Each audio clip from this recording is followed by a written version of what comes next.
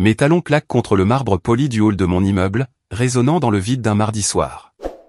Encore une journée de travail de 14 heures derrière moi, une autre étape franchie pour Horizon Brands. Le client m'a pratiquement serré dans ses bras après ma présentation. Je vérifie à nouveau mon téléphone. Toujours rien. Les portes de l'ascenseur s'ouvrent avec un doux carillon, et j'entre, regardant mon reflet dans les murs en miroir. Queen Edwards, 32 ans aujourd'hui, directrice principale des relations publiques, portant l'épuisement comme un parfum cher. Mes yeux verts me regardent, cherchant quelque chose qui vaille la peine d'être célébré. Le nombre sur mon écran ne change pas, 0 message, 0 appel. Je me dis que ça n'a pas d'importance. Je suis une femme adulte qui gère des comptes de plusieurs millions de dollars. Les anniversaires, c'est pour les enfants. Mais quand je déverrouille la porte de mon appartement, le petit gâteau que je me suis acheté ce matin est assis de manière accusatrice sur ma table basse. Une seule bougie se dresse, non allumée, en son centre, un petit soldat pathétique attendant des ordres qui ne viendront pas. Joyeux anniversaire à moi, je chuchote à personne. Je laisse tomber ma mallette en cuir près du canapé et j'enlève mes talons, m'enfonçant dans les coussins. Mon appartement me semble vide ce soir, malgré la décoration soignée que j'avais faite pour qu'il ressemble à un foyer. L'horloge sur mon mur avance régulièrement vers minuit, comptant les dernières minutes de mon anniversaire. Mon téléphone reste obstinément silencieux. Je prends mon ordinateur portable, pensant me distraire avec le travail jusqu'à ce que cette journée soit officiellement terminée.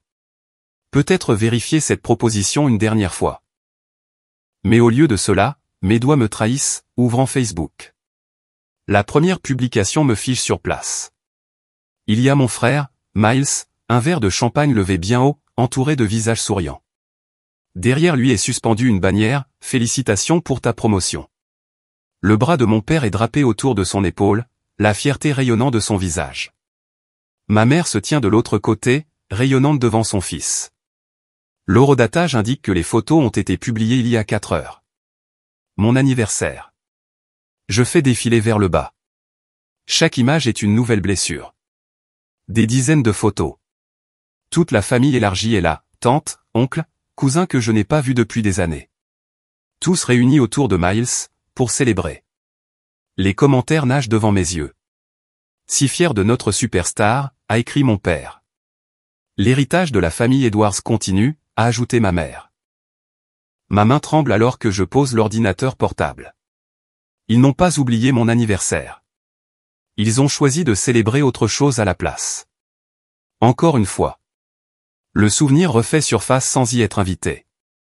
Assise seule à la table du restaurant, à 11 ans, une seule bougie d'anniversaire fondant dans mon gâteau alors que j'attendais le retour de ma famille du concours de débat de Miles. Ils avaient promis de rentrer à temps. Ils ne l'ont pas fait. Puis à 17 ans, envoyé chez ma grand-mère le week-end de mon anniversaire pendant que mes parents visitaient Yale avec Miles. C'est son avenir, Queen, avait expliqué papa, sans tout à fait croiser mon regard.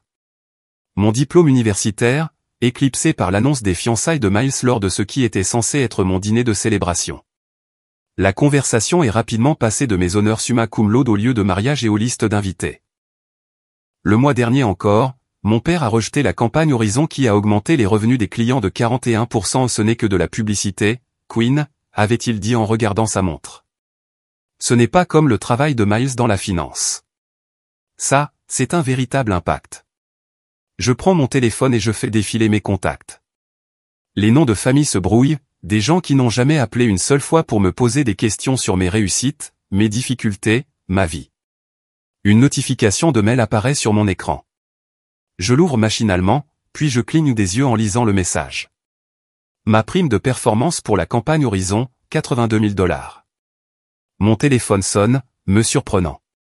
Le nom de ma mère apparaît à l'écran.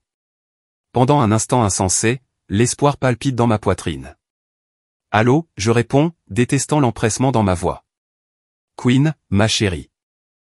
La voix de ma mère pétille à travers le haut-parleur. Je suis si contente de t'avoir.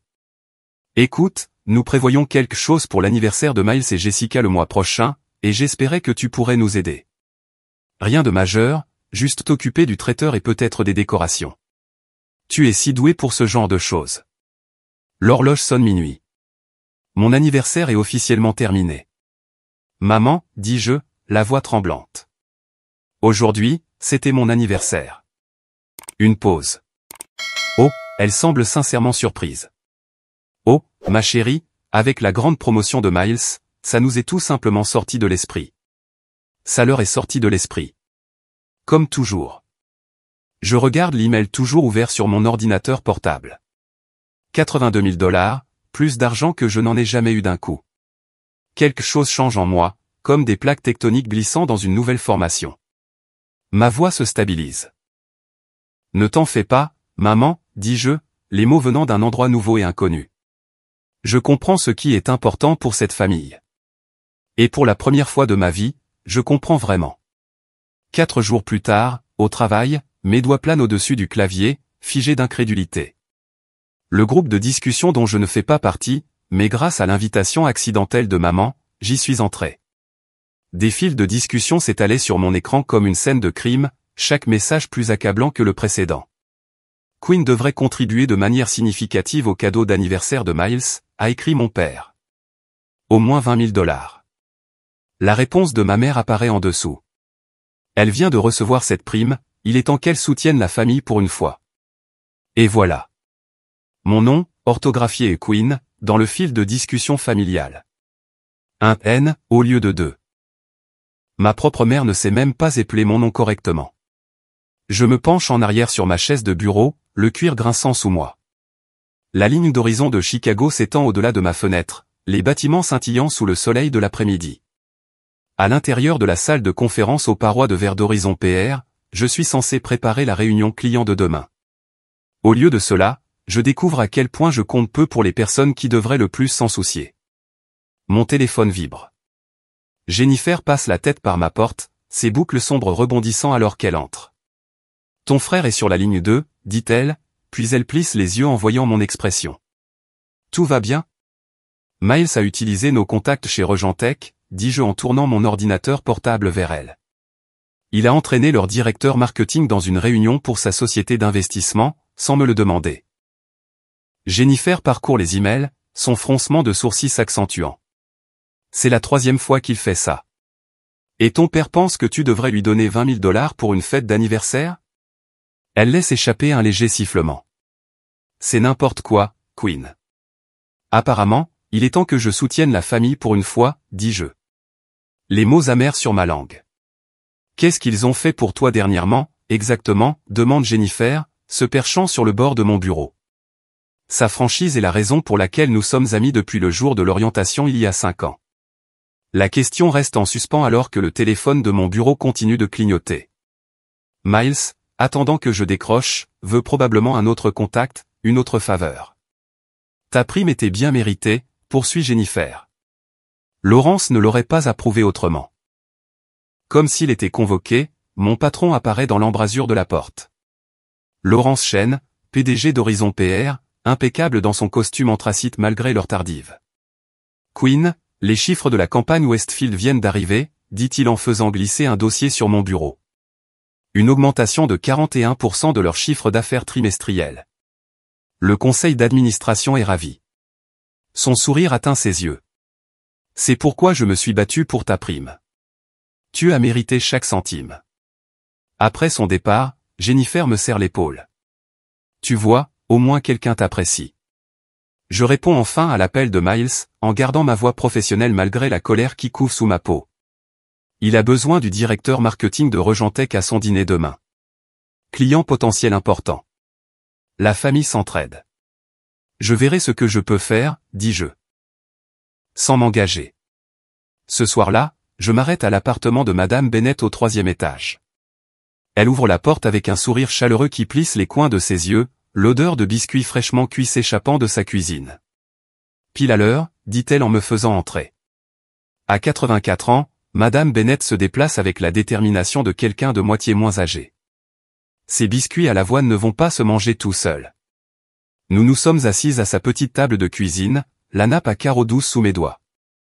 Depuis 3 ans, les mardis soirs sont notre rituel, j'apporte des plats à emporter, elle fournit le dessert.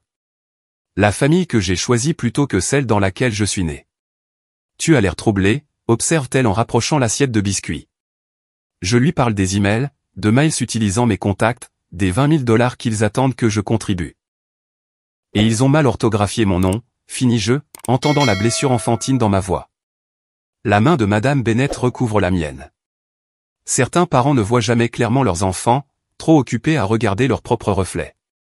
Ces paroles me suivent jusque chez moi, persistant alors que je me change pour le dîner de famille que je redoute depuis des jours. Mon appartement me semble maintenant être un sanctuaire, loin de ce qui m'attend chez mes parents. Le samedi soir, le manoir de la famille Edwards domine Lakeshore Drive, 3 étages de pierre et de privilèges. À l'intérieur, ma mère, Claudia, s'affaire avec des arrangements floraux tandis que mon père, Richard, se verse un scotch. Miles et sa femme, Jessica, sont assis sur le canapé en cuir, ressemblant à une publicité de country club. Le dîner se déroule selon la chorégraphie habituelle. Mon père domine la conversation, détaillant la récente promotion de Miles. Ma mère intervient avec l'anecdote parfaite. Je pousse du saumon dans mon assiette, attendant l'inévitable. Cela arrive avec le dessert. Queen, dit mon père, posant sa tasse de café avec une précision autoritaire. Nous devons discuter de votre contribution à la célébration de l'anniversaire de Miles et Jessica. La pièce semble se contracter. Tous les yeux se tournent vers moi. 20 000 $ couvriraient le lieu et le traiteur, poursuit-il. En tant que seul membre de la famille à avoir récemment reçu une manne, cela semble approprié. Ma mère hoche la tête, ses boucles d'oreilles en perles captant la lumière. La famille soutient la famille, ma chérie. Les mots déclenchent quelque chose en moi. La famille soutient la famille. Quand m'avait-il soutenu? Je ne peux pas, dis-je doucement. Mon père fronce les sourcils, ne traitant pas mon refus. Pardon? Je ne peux pas contribuer de 20 000 $. Ma voix se stabilise. C'est un quart de ma prime. J'ai d'autres projets pour ça. Le silence s'installe, épais et inhabituel. Personne dans cette pièce n'est habitué à entendre non de la part de Queen Edwards. Quels autres projets pourraient bien avoir la priorité sur la célébration de ton frère? La voix de mon père baisse dangereusement. Mon avenir, je réponds simplement. Le visage de ma mère se décompose. Après tout ce que nous avons fait pour toi, murmure-t-elle, les larmes aux yeux. La performance est impeccable. Conçue pour maximiser la culpabilité. Qu'avez-vous fait pour moi, exactement? La question m'échappe avant que je ne puisse l'arrêter. Mon père se lève, dominant la table. Je ne tolérerai pas l'ingratitude dans cette maison. Ton frère est le véritable gagnant dans cette famille. Le moins que tu puisses faire est de soutenir son succès. Ces mots frappent avec précision, trouvant la meurtrissure qui l'a pressé toute ma vie. Je me lève, les jambes instables sous moi. Je dois y aller, dis-je en ramassant mon sac à main. Ma mère me prend le bras. Queen, s'il te plaît, ne fais pas de scène. Mais pour une fois, je ne me réfugie pas dans le silence. Je n'arrange pas les choses. Je sors par la porte d'entrée, la culpabilité me suivant comme une ombre. Mais autre chose aussi, la résolution. Pour la première fois en 32 ans, j'ai refusé de m'effacer à l'arrière-plan de la vie de mon frère. C'est terrifiant. C'est juste. Dans ma voiture, les mains tremblant encore sur le volant, je me fais une promesse. Ce n'est que le début. Une semaine plus tard, mère appelle chaque matin à 7h15 précise. J'ai commencé à laisser mon téléphone dans la salle de bain pendant que je prépare mon café. Queen, ma chérie, cette phase de rébellion doit cesser. Sa voix résonne depuis le haut-parleur alors que j'applique mon mascara. Ton père n'a pas dormi correctement depuis ce dîner. Je me regarde dans le miroir, cataloguant la tension familière autour de ma bouche. Maman, je ne suis pas rebelle. J'ai 32 ans. Alors pourquoi nous brises-tu le cœur? Après tout ce que nous avons sacrifié pour toi. Le bâton de mascara se fige en l'air. Qu'avez-vous sacrifié pour moi, exactement? Elle allait, sincèrement choquée. Comment peux-tu demander ça? Nous t'avons tout donné. J'ai une réunion. Je dois y aller. Je raccroche avant qu'elle ne puisse répondre. L'après-midi, mon père entre à grandes enjambées par les portes vitrées d'Horizon Brands, son costume sur mesure et sa présence imposante faisant tourner les têtes. Jennifer croise mon regard de l'autre côté de la salle de conférence, mimant un code rouge avant de disparaître. Je l'intercepte près de la réception. Papa, c'est mon lieu de travail. Alors tu devrais te comporter comme une professionnelle. Sa voix porte, attirant l'attention des bureaux voisins. Les professionnels honorent leurs obligations familiales. Baissez la voix. Je le guide vers une salle de réunion vide, très consciente des regards curieux. Que voulez-vous? Ta mère n'a pas cessé de pleurer. C'est ce que tu voulais? Nous punir parce que nous avons manqué un anniversaire? Le mépris allume quelque chose de brûlant en moi. 1. Essayer 20 ans d'anniversaire, de remise de diplôme et de réussite. Tu exagères toujours. Il regarde sa montre. Le fait est que Miles mérite notre soutien. 20 000 $ de ta prime, c'est plus que juste. Mon téléphone vibre avec une alerte d'urgence de notre plus gros client. Je dois gérer cette crise. On en reparlera plus tard. Moi aussi. Cette conversation n'est pas terminée, Queen. En fait, si. Je ferme la porte derrière moi, les mains tremblantes mais la voix stable en composant le numéro du client. 3 heures plus tard, je suis devant notre équipe de direction, présentant la stratégie de gestion de crise qui a sauvé le compte Westridge. Ma voix ne vacille pas une seule fois. C'était un travail extraordinaire, dit notre PDG par la suite, la main sur mon épaule. Vous venez de sauver un compte de 3 millions de $ avec cette rapidité d'esprit. Le client m'a personnellement appelé pour chanter vos louanges. La fierté fleurit, chaude, dans ma poitrine, inconnue mais bienvenue. Merci. J'apprécie. En retournant à mon bureau, je remarque 6 appels manqués de Miles et un texto. Maman pleure tous les soirs à cause de toi. Répare ça. Répare. Je mets mon téléphone en silencieux et je me tourne vers la pile de mails de félicitations de collègues et de clients. Le contraste est saisissant. Au travail, je suis apprécié. À la maison, je suis une pensée après coup, à moins que je ne donne quelque chose. 3 semaines après mon anniversaire, je suis assise seule dans un café d'angle, l'ordinateur portable ouvert, une part de gâteau aux carottes à moitié mangée à côté de moi. À une table voisine, un groupe d'amis entoure une jeune femme portant une couronne en papier. Il rit, offrant des cadeaux emballés dans du papier brillant. Fais un vœu, Amanda. Crie quelqu'un alors qu'elle souffle ses bougies. Je regarde leur affection facile, la célébration sincère de son existence. La prise de conscience s'installe comme une pierre. Je n'aurai jamais ça avec ma famille. Aucune réussite ne les fera me voir. Mes doigts planent au-dessus du clavier. Sans vraiment en décider, je tape « Propriété au bord du lac, Michigan ». La recherche donne des dizaines de résultats. Je clique sur l'un d'eux. Une maison de 4 chambres avec de larges fenêtres donnant sur l'eau. Une terrasse en bois s'enroulant sur 3 côtés. Des pins matures offrant de l'intimité. Prix. 365 000 $. J'étudie les photos. Quelque chose se dilate dans ma poitrine à chaque balayage. Cela pourrait être à moi. Mon refuge. Mon choix. Le lendemain matin, j'appelle un agent immobilier et j'organise une visite privée. 2 jours plus tard, je me tiens sur cette terrasse en bois, regardant la lumière du soleil danser sur la surface du lac. Les propriétaires sont des vendeurs motivés, explique l'agent immobilier. Ils ont déjà déménagé en Arizona. Je l'apprends, m'entends-je dire. Je peux faire un acompte substantiel. Ses sourcils se haussent. Vous ne voulez pas y réfléchir? Peut-être amener votre famille la voir? Non. Le mot me semble propre, définitif. C'est pour moi. Quelques jours plus tard, l'approbation du prêt hypothécaire arrive rapidement, grâce à mon excellent crédit. Je signe des papiers dans un bureau calme, chaque signature ressemblant à une déclaration d'indépendance. Madame Bennett, ma voisine âgée qui s'est plus intéressée à ma vie que ma mère ne l'a jamais fait, m'accompagne à la clôture. Tu fais ce qu'il faut, ma chérie, dit-elle en me tapotant la main alors que je reçois les clés. Parfois, nous devons construire notre propre sanctuaire. Pour la première fois depuis des semaines, mes mains sont parfaitement stables. Je passe les week-ends à la maison du lac, la transformant pièce par pièce. Les murs se remplissent de prises encadrées et de photographies de moments dont je suis fier, mon diplôme universitaire, la célébration de l'équipe après avoir décroché le compte Westridge, la couverture du magazine présentant ma campagne de relations publiques. La chambre principale devient mon espace préféré. J'accroche une petite plaque en bois sur la porte, la suite d'anniversaire. À l'intérieur, je place un fauteuil de lecture près de la fenêtre qui donne sur le lac, j'empile les livres que j'ai toujours voulu lire sur la table de chevet et je me fais plaisir avec la literie la plus douce que je puisse trouver. Un beau dimanche, je tape des invitations pour la pendaison de crémaillère à Jennifer, à mes collègues et à Madame Bennett.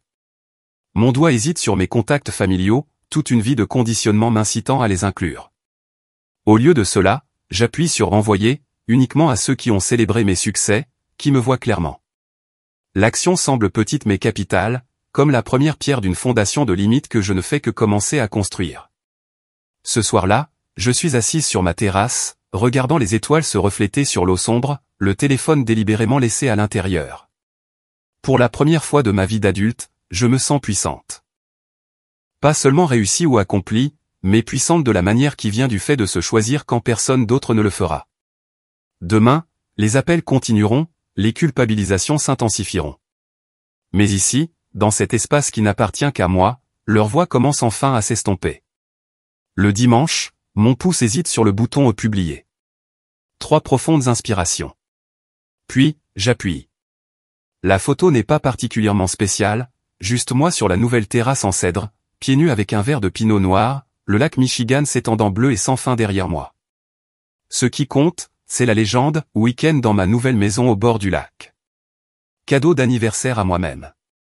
Je pose l'écran de mon téléphone sur la balustrade en bois patiné et je lève le visage vers le coucher de soleil doré du Michigan. L'air de septembre porte une touche d'automne, vive contre ma peau. Pendant 20 minutes, je respire simplement, regardant la lumière danser sur les douces vagues tandis que les mésanges chantent depuis les pins voisins. Quand je vérifie enfin mon téléphone, le nombre de notifications m'arrête net. 17 appels manqués, 32 messages textes.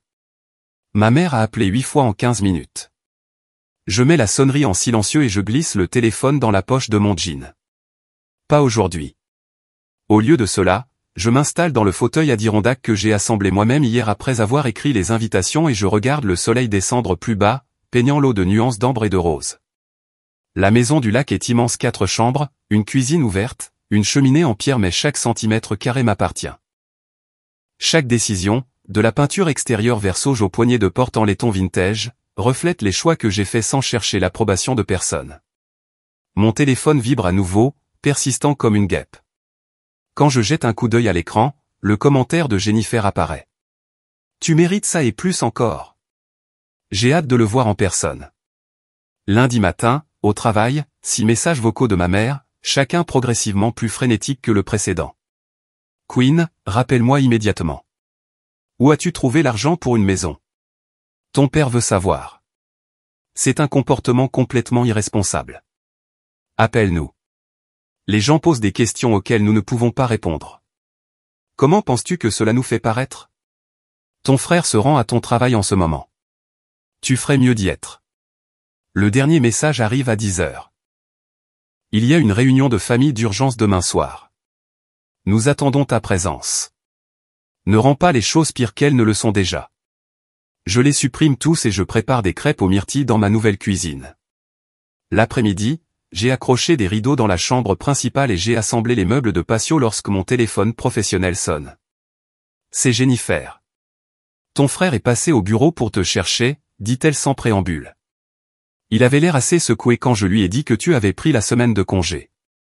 Il m'a demandé si je savais où tu étais. Qu'est-ce que tu lui as dit? Que vos allées et venues n'étaient pas des informations que je pouvais partager. Puis il a pris ce regard de la famille Edwards, vous savez, celui qui donne l'impression que c'est moi qui suis déraisonnable de respecter votre vie privée. Je ris, me surprenant moi-même par le son. Merci. Ne me remercie pas encore. Il a coincé devin de la comptabilité, qui a mentionné quelque chose à propos du Michigan. Alors attention, il pourrait le découvrir. Je regarde ma propriété au bord du lac, où les feuilles d'automne dérivent sur l'herbe fraîchement coupée. Qu'il le fasse. Samedi, ma pendaison de crémaillère improvisée. Des collègues de l'agence arrivent avec des cadeaux pratiques et des sourires sincères. Mon patron, Greg, apporte une bouteille de cabernet coûteuse avec une note manuscrite, pour vous célébrer. Nous trinquons sur la terrasse en regardant les bateaux dériver. Madame Bennett arrive la dernière, ses cheveux argentés relevés en un chignon élégant. Elle porte une courte pointe faite de chutes de tissu dans des tons de bleu et de vert. Pour votre chambre, dit-elle, ses yeux se plissant de chaleur. Chaque maison a besoin de quelque chose de fait main avec amour. Je retiens des larmes inattendues alors qu'elle m'enlace. Je suis si fier de vous, murmure-t-elle. Nous grillons des steaks et du maïs sur la terrasse. Quelqu'un apporte une enceinte portable. La musique des années 80 se mêle aux rires et aux conversations. Je prends des photos de tout. Des amis affalés sur de nouveaux meubles. Des reflets du coucher de soleil dans les fenêtres. Madame Bennett enseignant à Jennifer comment bien plier les serviettes. Je publie aussi ces images, chacune soulignant l'absence de ma famille tout en mettant en valeur les personnes qui sont réellement là pour moi. Dimanche soir, mon père m'envoie un texto. Où as-tu trouvé l'argent pour la maison? Réponds immédiatement. Je me sers un autre verre de vin et je ne réponds pas.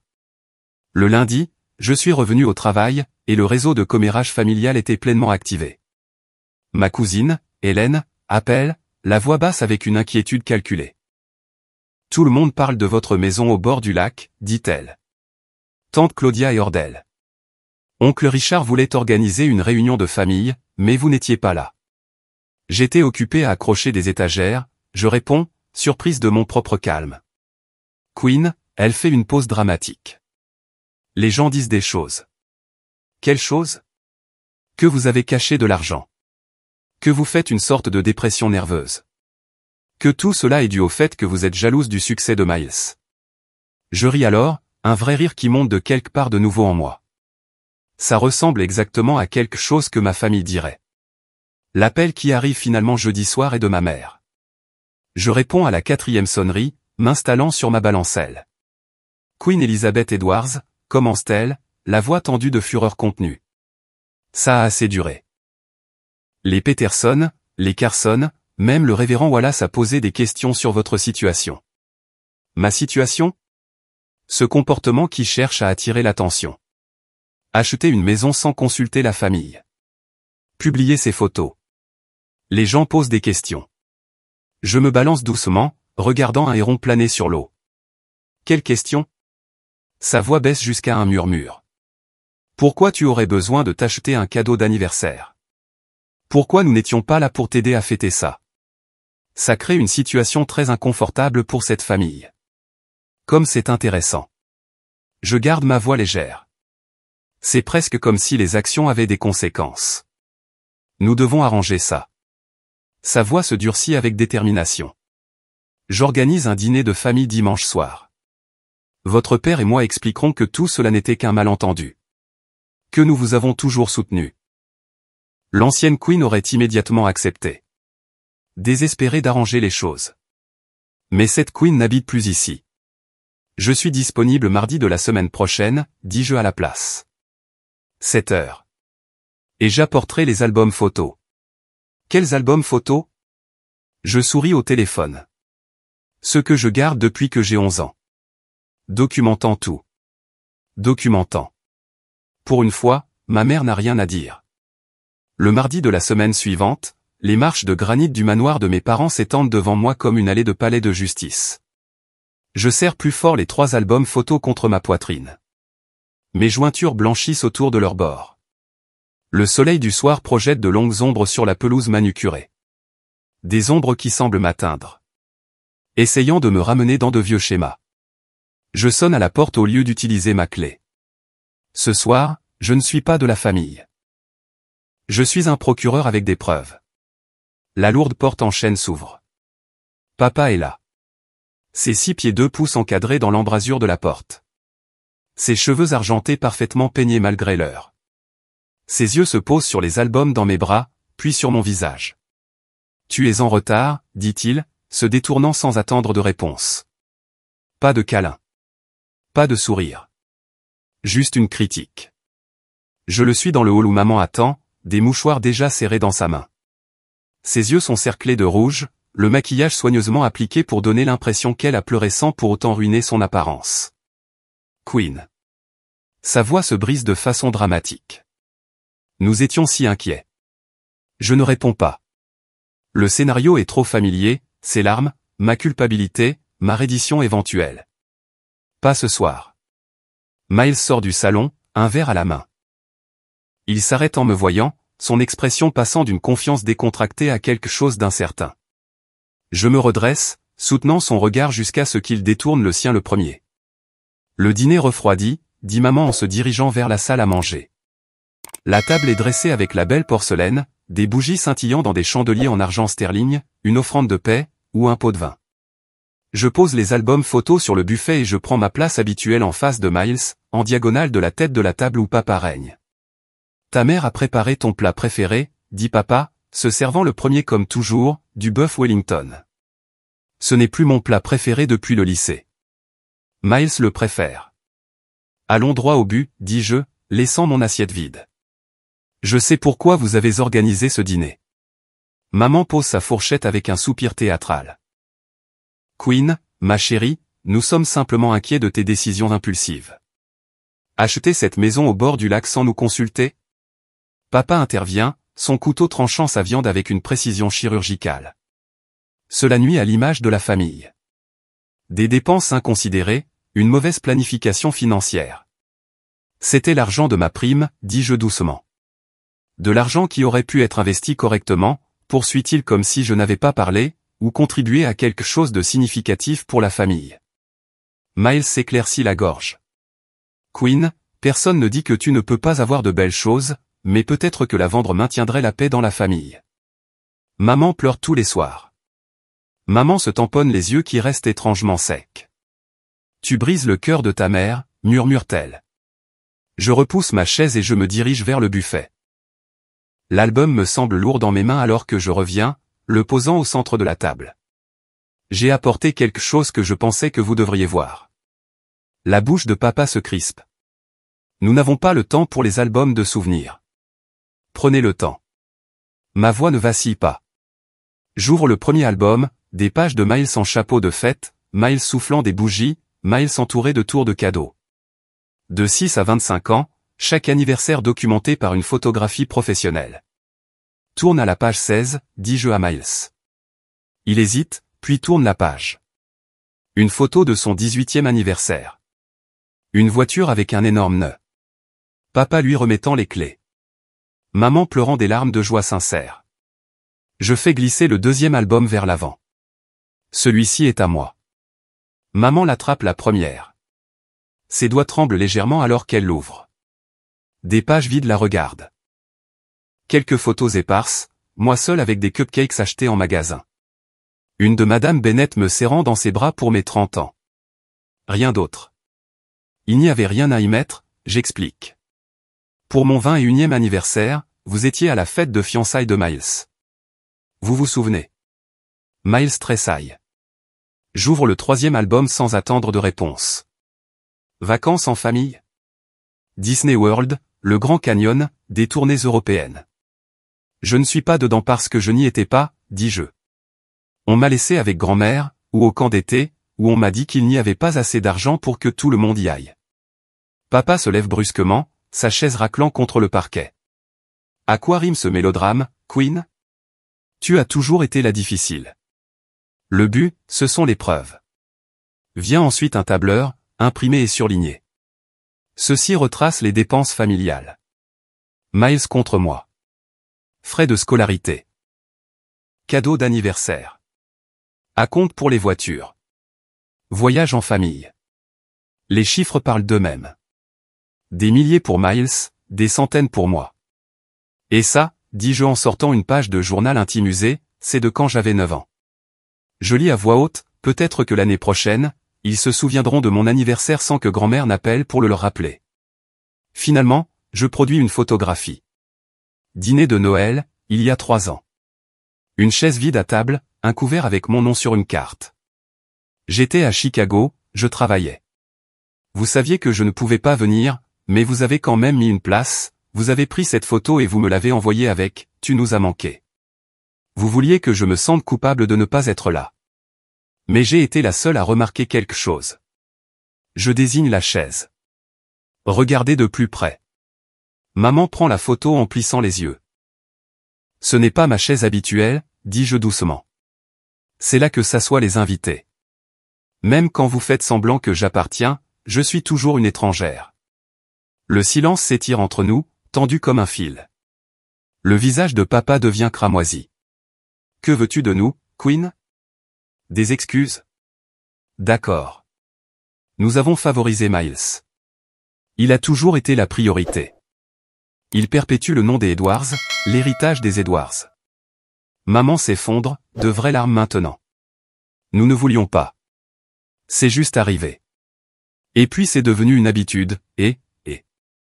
J'étais plus facile à ignorer. Je finis pour elle. Miles n'a pas parlé. Il regarde une photo que j'ai délibérément placée au bord de la table. Lui à 8 ans, entouré de cadeaux. Moi à 6 ans, regardant de l'arrière-plan, la bouche crispée en un sourire qui n'atteint pas mes yeux. Je me lève, rassemblant mes preuves, à l'exception des albums. Ceux-là, je les laisse derrière moi. Je n'ai plus besoin de votre approbation, dis-je, la voix claire et stable. Je n'ai pas besoin de votre amour, de votre attention ou de votre validation. J'ai attendu 32 ans que vous me voyiez. J'en ai fini d'attendre. Je me tourne vers la porte, les épaules droites, les pas lents. Derrière moi, Miles appelle mon nom. Maman sanglote. Papa reste silencieux. Je m'arrête sur le seuil, sans me retourner. Les albums sont à vous. Considérez-les comme un cadeau. La porte se ferme derrière moi avec un clic silencieux qui résonne comme le tonnerre. 1 an plus tard, le jour de mon anniversaire, le soleil du matin peint d'or la terrasse de ma maison au bord du lac alors que j'arrange un plateau de fruits frais à côté d'un seau à champagne. 33 bougies attendaient sur le gâteau que Jennifer avait insisté pour apporter, une pour chaque année, plus une pour la chance. Besoin d'aide, appelle Marc du marketing depuis la porte coulissante, tenant en équilibre un plateau de pâtisserie. Posez-les n'importe où. Je lisse ma robe d'été rouge et je regarde ma montre. Tout le monde devrait être là d'ici 1 heure. 1 an fait une sacrée différence.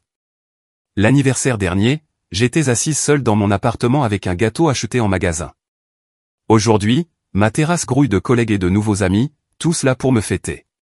Mon téléphone vibre avec des textos de félicitations pour ma promotion au poste de directrice principale. Le timing semble poétique, annoncé hier, célébré aujourd'hui. Le lac scintille au-delà de la balustrade, reflétant le ciel qui correspond à mon humeur. Le docteur Levine, ma thérapeute, appellerait cela un progrès. Nos séances hebdomadaires m'ont aidé à comprendre la dynamique familiale qui m'a façonné. Des schémas générationnels, les appelle-t-elle. Les brisés demandent du courage. Le courage ressemble à passer Thanksgiving dans un complexe hôtelier du Vermont au lieu de la maison de mes parents, à mettre en sourdine les textos de groupe lorsqu'ils deviennent manipulateurs, à créer mes propres traditions à partir de zéro. Queen. Jennifer lève son verre de mimosa. À la reine de la fête qui nous a tous appris à nous choisir. Les verres teintent. Les rires fusent. J'absorbe la chaleur d'une connexion authentique, si différente de la performance creuse des réunions de famille. Une portière de voiture claque à l'avant. Je reconnais ce bruit de moteur. La BMW de mon frère. Miles se tient maladroitement au bord de la terrasse, tenant un paquet emballé. La conversation de la fête s'atténue à son approche. Désolé de m'incruster, dit-il. Je voulais juste. Je voulais te donner ça en personne. Nous ne nous sommes pas parlé depuis la confrontation des albums photos, depuis qu'il a vu son récit familial parfait s'effondrer sous le poids des preuves. Rejoins-nous, dis-je, me surprenant de la sincérité de mes paroles. Plus tard, lorsque la fête se déplace à l'intérieur, Miles et moi nous asseyons au bout du quai. Le paquet repose entre nous, toujours emballé. La thérapie a été une révélation, admet-il, regardant un voilier traverser l'horizon. Papa ne veut toujours pas y aller, mais maman essaie. Elle parle de toi différemment maintenant. Et toi, je demande. Je ne l'ai jamais vu jusqu'à ce que vous nous le montriez. Comment ils vous ont effacé tout en me mettant en lumière? Il pousse le paquet vers moi. Ouvre-le. À l'intérieur se trouve une photographie encadrée que je n'ai jamais vue auparavant. Moi à 7 ans, perché sur notre vieille balançoire en pneus, riant de quelque chose hors champ. Juste moi. Je l'ai trouvé dans les boîtes de rangement de papa, explique Miles. Je l'ai fait restaurer. La preuve que vous existiez, même quand personne ne regardait. Ma gorge se serre. Pas une solution, mais un début. Un coup à la porte de la maison du lac me ramène à la fête. À travers la vitre, je vois ma mère debout seule sur le porche, serrant une petite boîte de pâtisserie. Elle a insisté pour venir, dit Miles. Je ne lui ai dit où qu'aujourd'hui. Les mains de maman tremblent alors qu'elle tend la boîte. À l'intérieur se trouve un cupcake avec une seule bougie. Joyeux anniversaire, Queen, murmure-t-elle, son sourire répété s'effaçant pour laisser place à quelque chose de plus sincère. J'ai apporté du gâteau aux carottes. Tu as toujours aimé ça, n'est-ce pas? C'est vrai. Elle s'en souvenait. La fête touche à sa fin, dis-je en m'écartant. Tu peux rester pour le gâteau si tu veux. Son soulagement est palpable. Petit pas. Après le départ de tout le monde, je retourne au quai alors que le crépuscule s'installe sur le lac. L'année dernière, j'ai passé mon anniversaire à regarder une boîte de réception vide dans un café stérile. Ce soir, je suis entouré de cadeaux choisis avec soin, d'échos de rire et des débuts de limites qui protègent sans isoler. Mon téléphone sonne avec un texto de Madame Bennett. « As-tu apprécié ta journée, ma chérie ?» Je souris en tapant ma réponse. Pour la première fois, je me suis vraiment célébré. Les fenêtres de la maison du lac brillent derrière moi, la lumière se reflétant sur les douces vagues. Je lève mon verre à ma silhouette contre le coucher de soleil, trinquant à la femme qui a finalement appris que la validation commence de l'intérieur. Quel cadeau vous êtes-vous offert qui a tout changé?